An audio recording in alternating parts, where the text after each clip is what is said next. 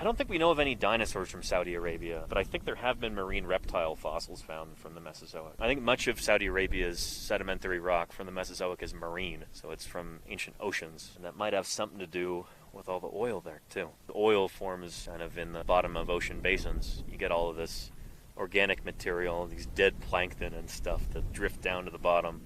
There's layers after layers of all these carbon-rich dead critters, and it gets compressed and eventually becomes petroleum. Anytime you've got like oil deposits, that's because there was an ancient ocean there at one point. So oil is a critter smoothie? You bet. That's why it's called a fossil fuel, because it's made from ancient organisms. There's the word fossil that we paleontologists use, which means the preserved remains of ancient living things. But I think the derivation of fossil, it just means dug up. Fossilis in Latin, I think just means like dug up out of the ground.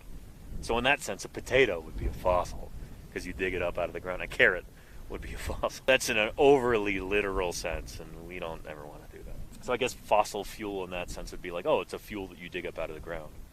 But they're also made from fossil organisms.